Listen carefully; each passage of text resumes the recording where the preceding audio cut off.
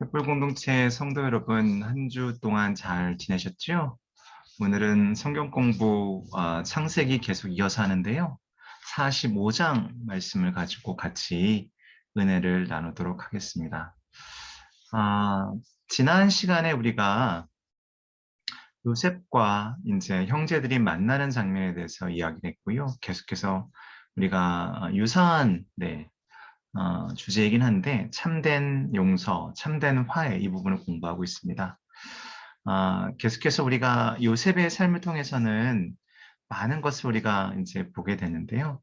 그 중에 우리가 지난 시간에 정리했던 것처럼 결국 하나님께서 하셨던 모든 일들이 요셉의 삶을 통해서 그 주변에 영향을 주는 것을 우리가 발견했습니다. 오늘은 45장 가운데 핵심이 되는 말씀을 우선 먼저 같이 공부하고요.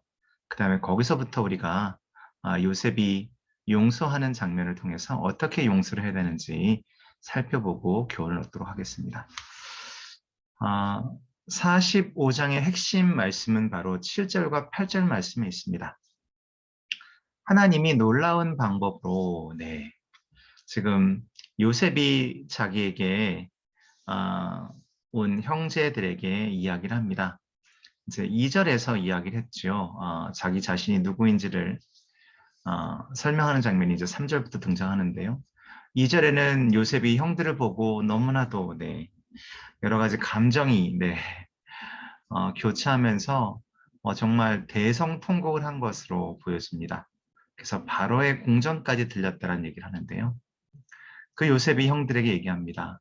하나님이 놀라운 방법으로, 여기서 놀라운 방법이라는 것은 아무래도 우리가 상상할 수 없는 방법으로, 하나님의 신비로운 방법으로 형님들을 구원하고 형님들과 형님의 자손들이 살아남도록 하기 위해서, 자, 이 부분 우리가 좀 주목할 필요가 있어 보입니다.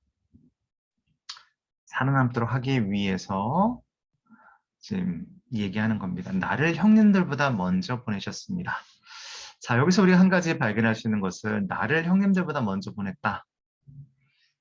하나님께서 하나님의 계획하심 가운데 내가 여기에 왔고 지금 내가 이 강성한 나라의 총리로 있습니다라고 설명을 하는 거죠. 그러므로 나를 이곳에 보내신 분은 형님들이 아니라 하나님이십니다. 이게 가장 키포인트가 될 것 같습니다. 이미 우리는 42장에서 요셉의 형들이 요셉의 첫 번째 시험, 요셉이 형들을 시험하는 장면이 등장하게 되는데 그때 곤란에 빠졌을 때 그들이 자책하면서 얘기합니다.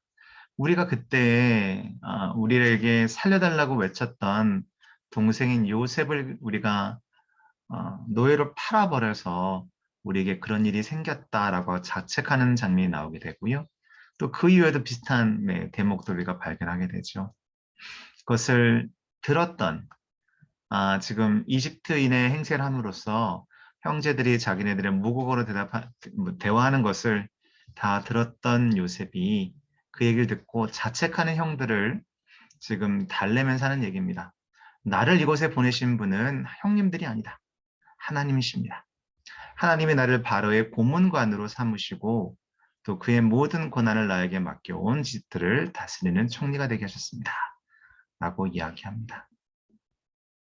야고보서 2장 13절 말씀 보게 되면 자비를 베풀지 않는 사람에게는 자비 없는 심판이 있을 것이다 라고 얘기합니다. 그래서 자비는 용서함은 여러분이 아시는 것처럼 우리가 누군가를 보듬어주고 그들에게 하나님의 사랑을 전하는 것은 심판을 이긴다라고 되어 있습니다. 우리는 누군가를 비판하고 누군가에게 손가락질하기는 너무 쉽다라는 거죠. 하지만 성경 우리 분명히 용서하는 자는 용서함을 받는다라고 얘기하고 있습니다. 그 말을 우리가 잘 기억하면 우리가 용서할 만한 분명한 이유가 있다라는 겁니다. 자, 요셉은 어떻게 용서했는지 우리가 지금까지 형제들을 대하는 모습을 통해서 우리 세 가지로만 한번 이야기해 보고자 합니다. 첫 번째, 요셉에게 있어서 용서를 어떻게 했는지를 보게 되면 용서를 준비한 것처럼 보입니다. 요셉은 두 번에 걸쳐 형제들을 시험한 이유는 복수를 하기 위한 것이 아니었죠. 정말 요셉이 형제들을 힘들게 하고 형제들에게 복수할 생각이었으면 그의 권한이면 뭐 너무나도 쉽게 형제들을 해칠 수가 있었습니다. 하지만 그는 두 번의 시험을 통해서 형제들을 시험했습니다. 즉 형제들과 참된 화해와 용서할 기회를 찾고 있었습니다. 자, 그 배경을 보게 되면 우리가 44장 보게 되면 1절에 그 형제들이 돌아갈 때 그 형제들이 짊어질 수 있으면, 그러니까 사람이 짊어질 수 있을 만큼의 최대한을 형제들에게 주라라고 지시하는 장면이 등장하게 됩니다. 그러면서 형제들에게 베냐민을 데려오라고 이야기를 하죠. 우리는 여기서 한 가지 기억할 것은 왜 베냐민을 요구했냐라는 겁니다. 물론 베냐민과 요셉은 같은 어머니에게서 낳기 때문에 자기의 동생에 대한 그 애틋함이 있었을 것 같기도 합니다. 그렇게만 보기에는 지금 요셉이 하는 행동이 조금은 우리가 더 이해가 필요한 것처럼 보여집니다. 요셉은 왜 아비에 대해서 묻고 또한 자기의 동생인 베냐민에 대해서 물어봤을까요? 그 얘기는 형들을 용서하고 싶은데 형들이 변했는지 안 변했는지 확신이 쓰지 않는다는 거죠. 또한 본인이 내가 요셉입니다 라고 얘기했을 때 형들이 이것을 제대로 받아들일 수 있는 상황이 아니라고 한다면 형들이 돌아가서 아버지에게 거짓말을 하고 다시는 요셉이 있는 이곳으로 오지 않을 수도 있다는 겁니다. 그래서 자기를 잘 이해하고 자신의 모든 것을 다 믿을 수 있다라고 판단된 아버지와 아버지 야곱과 자기의 동생인 베냐민을 요구했다라는 거죠. 하지만 재밌는 장면은 바로 두 번째입니다. 첫 번째는 요셉이 여러 가지 준비를 통해서 우리가 용서는 늘 우리가 준비하고 있어야 된다고 알고 있고요. 두 번째는 변해 용서할 수 있다는 겁니다. 요셉은 형들에게 자신의 정체를 드러냅니다. 요셉은 형들에게 나는 요셉입니다. 아버지께서 아직 살아계십니까? 라고 물어봅니다. 형들은 그 말을 듣고 너무 놀라 대답을 하지 못하였다라고 3절에 얘기하고 있죠. 자, 그 다음에 유다의 희생적인 제안을 우리는 44장에서 보았습니다. 아마도 요셉은 유다의 그 말을 통해서 유다가 이렇게 얘기했잖아요. 내가 차라리 여기 볼모로 잡혀 있을 테니까 라고 얘기하면서 베냐민에 대해서 그들이 참으로 잘 대했다는 것을 느끼게 하는 대목이 나왔다는 거죠. 아마 요셉 마음에는 어쩌면 형들이 자기의 동생인 베냐민을 자기처럼 막대하지 않았을까라고 하는 의구심이 있었다는 거죠. 하지만 유다의 모습을 통해서 이제 형들도 변화였구나라는 것을 요셉도 알게 됐다라는 겁니다. 요셉의 용서를 통해서 우리는 첫 번째, 용서는 항상 준비된 자가 할 수 있다라는 거고요. 두 번째는 우리가 변해야만이 용서가 가능하다는 겁니다. 요셉도 형들에게 자신을 드러낸다는 것은 먼저 자신이 변했다는 것을 보여준 것이었고요. 또한 유다의 모습을 통해서 우리는 형제들도 변했다는 것을 알 수 있어 그 대목에서 아마 요셉이 오해를 했다는 것은 바로 그런 이유라고 생각이 되어집니다. 그래서 우리가 지난주에 배웠던 것처럼 요셉이 진정을 원했던 것은 바로 화해라는 거죠. 그래서 이 모든 것을 하나님이 하신 일이다라고 그는 생각을 했다라는 겁니다. 그거에 관련된 말씀이 바로 우리가 고린도후서 말씀에서 찾았는데요. 결국은 우리가 하나님께서 하신 일이라고 생각했던 그 화해를 용서를 지금 요셉이 하고 있다라는 겁니다. 자, 진정으로 원했던 것은 바로 이 참된 용서였는데요. 그래서 요셉은 우리에게 참된 용서라는 것은 결국은 먼저 준비해야 되는 것이고 그 다음에 준비뿐만 아니라 우리는 그것을 통해서 항상 그 용서하시는 마음가짐을 온전히 가지고 또한 이 용서라는 것을 통해서 우리가 먼저 변해야 된다는 것을 깨달았습니다. 자, 참된 용서는 바로 이런 겁니다. 우리가 항상 기억할 것은 뭐냐면 사람 때문이 아니라 오직 하나님 때문이라는 겁니다. 내가 누군가를 용서해야 한다면 그 사람 때문이라는 것은 첫 번째 이유가 되는 것이 아니라 하나님 때문에, 하나님께서 나로 하여금 이것을 강권하시니까, 하나님의 용서함을 받았기 때문에 우리도 용서하는 자가 되어야 된다라고 하나님께서, 또한 예수 그리스도께서 우리를 그렇게 이끄시기 때문에 그렇습니다. 자, 요셉의 용서는 우리에게 두 가지를 얘기해 줬습니다. 하나는 준비해야 된다는 것이고요. 항상 준비해야 된다는 것이고요. 두 번째는 우리에게 변해야 된다고 얘기합니다.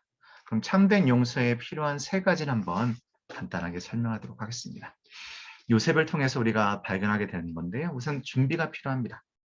용서는 준비된 자에게 주어진 특권입니다. 우리는 용서받은 자로서 우리는 또한 남을 용서할 수 있는 자리에 들어가야 됩니다.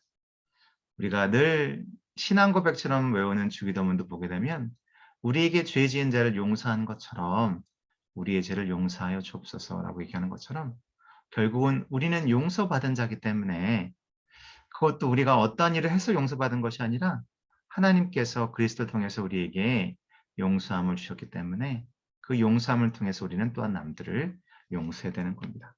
항상 준비해야 되는 거고요. 두 번째, 우리에게는 지혜가 필요합니다. 우리는 요셉을 통해서 용서는 상황에 맞춰서 지혜롭게 해야 된다라고 우리는 교훈을 얻었습니다. 우선 요셉은 형들의 두려움을 없애는 것이 필요했습니다. 두 차례의 시험을 통해서 용서의 기회를 제공하게 되고요. 또한 자기 자신을 드러냄을 통해서 바른 소통으로 형제들에게 용서할 수 있고 함께 화해할 수 있는 어떤 그러한 기회를 얻게 되었습니다. 제가 볼 때 이러한 지혜는 사실은 요셉이 여러 가지 환경 가운데서 하나님으로부터 얻은 것이라 생각이 되었습니다. 먼저 그가 구덩이에 빠졌을 때, 또한 노예로 팔려가서, 또한 노예 생활하다가, 또한 주인의 아내의 모함, 또한 감옥에서의 시간, 또한 감옥에서 자기가 도움을 줬던 사람들이 자기를 잊어버리고 한참 지난 후에야 자기를 기억했던 것. 이 모든 상황 가운데서 그는 용서라는 것에 대해서 공부했고 또한 지혜라는 것을 배웠던 것 같습니다. 참된 지혜는 성경에는 하나님을 경외하는 것이라고 얘기를 했는데요. 하나님을 경외한다는 의미는 뭐냐면 하나님을 항상 우리의 가슴속에 두고 우리의 삶의 우선순위에 하나님을 두고 하나님의 생각과 하나님의 뜻을 항상 구하면서 행동한다라고 이야기할 수 있겠습니다. 첫 번째는 준비가 필요하고요. 두 번째는 지혜고요. 세 번째는 신뢰가 필요합니다. 용서는 신뢰를 형성할 수 있어야 됩니다. 단순히 한순간의 감정으로 끝나는 것이 아니라 신뢰를 형성하고 신뢰를 바탕으로 해서 더 나은 방향으로 진행이 돼야 됩니다. 다시 한번 용서는 하나의 마음의 상태가 아니라 우리에게 어떠한 것으로 계속해서 움직이는 하나의 원동력 또한 하나의 어떤 그런 움직임으로 우리가 이해할 수 있어야 됩니다. 요셉은 형들에게 자신의 정체를 드러내고 자신의 탓이 아니라 하나님의 계획하심을 설명하였습니다.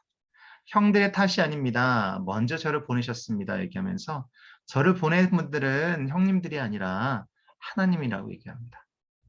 하나님의 계획하심과 목적을 자신의 신앙과 함께 설명함으로써 보복의 두려움과 자책에서 형들이 자유롭도록 도왔습니다.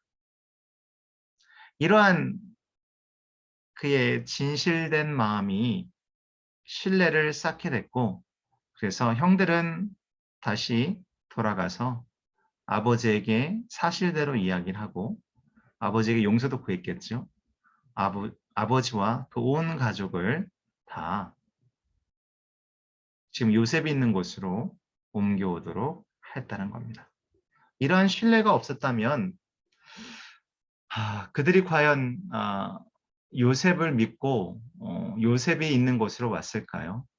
가능하지 않았다 생각돼요. 물론 이제 우리가 50장 말씀 보게 되면 이와 비슷한 그 걱정이 아직도 형들 가운데 있었습니다. 야곱이 죽고 난 다음에. 하지만 요셉은 다시 한번 형들에게 50장에서 얘기합니다. 하나님께서 당신들이 했던 악한 것을 나에게 선으로 갚으셨다라고 얘기합니다. 참된 용서는 신뢰를 바탕으로 해서 이제 선을 함께 행하는 데 있다라고 보여집니다. 45장이 우리에게 주는 교훈은 저는 4가지로 생각해 봤습니다. 첫 번째, 계속 요셉의 삶을 통해서 우리가 발견하고 저 자신도 은혜를 체험하는 것은 바로 항상 답은 하나님이신 것 같습니다. 우리의 인생의 어떠한 상황이든 문제든지 간에 우리는 답을 세상에서 찾거나 내 자신에게 찾으려고 하는 그런 어리석음이 있는데요. 항상 답은 하나님이십니다. 두 번째, 어떤 상황이든 우리는 하나님의 지혜를 구해야 됩니다. 하나님의 지혜가 우리 안에 있다고 한다면 세상의 지혜는 임시 방편 아니면 잠시 그 상황을 모면하는 데 그칠지 모르겠지만 하나님의 지혜는 지금은 답답하고 지금은 힘들고 더 어려움에 빠진다 하더라도 그 지혜로 인해서 우리는 우리의 삶이 더 나은 방향으로 가는 것을 반드시 보게 됩니다. 우리는 요셉을 통해서 이미 그것을 발견하게 됐습니다. 하나님은 우리의 고난을 통해 삶에 관한 새로운 이해를 얻게 하십니다. 자, 고난은 단순히 우리에게 잠깐 오는 시련이 아니라 이것을 통해서 삶에 관한 우리가 살아가는 이 생에 대한 새로운 이해를 우리에게 허락하십니다. 또한 마지막으로 우리가 아는 것은 하나님은 우리의 삶을 경영하신다는 겁니다. 요셉이 했던 것이 아니고요. 요셉도 얘기하잖아요. 이 모든 것들이 다 하나님이 하셨습니다. 라고 얘기하죠. 자, 항상 답은 하나님이십니다. 잊지 마시길 바랍니다. 지난 22년 동안 한번 여러분들, 오늘이 이제 2021년이니까요. 우리 21세기만 생각해 보자고요. 2000년부터 지금까지, 아니면 2001년부터 지금까지 10년 단위든 아니면 5년 단위든 한번 끊어서 어떠한 경험들이 여러분의 삶에 있었는지 한번 생각해 보십시오. 예를 들면 2000년부터 2005년까지, 2006년부터 2010년까지, 2011년부터 2016년까지, 2017년부터 지금까지 어떠한 일이 있었는지, 어떠한 경험들 하셨는지 한번 생각해 보시고요. 이러한 경험 중에 혹시 하나님의 특별한 목적을 발견했던 경험들이 있는지. 요셉은 22년 동안의 세월을 통해서 그는 매우 어려운 시절을 지나갔다라는 겁니다. 또한 그의 여러 가지 많은 경험들이 지금의 요셉의 위치를 가능하게 했다라는 겁니다. 여러분도 한번 지난 한 20년, 21년의 세월을 돌이켜보면서 지금 하나님은 나를 어디로 인도하시는가 잘 살펴보시면 좋겠습니다. 저는 이 그림이 참 의미가 있다고 보여지는데요. 하나님은 우리 삶에서 만나는 어두운 시간들을 지나서 밝은 빛으로 나오도록 인도해 주시는 것 같습니다. 자, 지금 아직도 어둡다고 한다면 걱정하지 마십시오. 곧 밝은 빛이 비춰질 것입니다. 다음 주에는 이제 고센 지방으로 이동하는 야곱의 온 식구들에 대한 이야기가 등장합니다. 또한 여기서는 또한 요셉과 야곱의 만남뿐만 아니라 또한 야곱이 또한 하나님의 마지막 요셉을 통해서 야곱에게 주시는 하나님의 마지막 가르침이 있습니다. 야곱은 제가 볼 때는 요셉보다도 하나님이 사랑했던 인물인 것처럼 저는 개인적으로 느껴집니다. 자, 계속해서 우리 창세기 공부하시고 이제 얼마 안 남았어요. 창세기 50장까지 다 마치면 우리가 뭔가 좀 축하를 해야 될 것 같습니다. 네. 여러분 비 오는 밤인데요. 네, 여러분들 운전하시는 분들은 운전 조심하시고 항상 기억하십시오. 하나님이 답이십니다. 감사합니다. 여러분 축복합니다. 사랑합니다. 주일날 뵙도록 하겠습니다.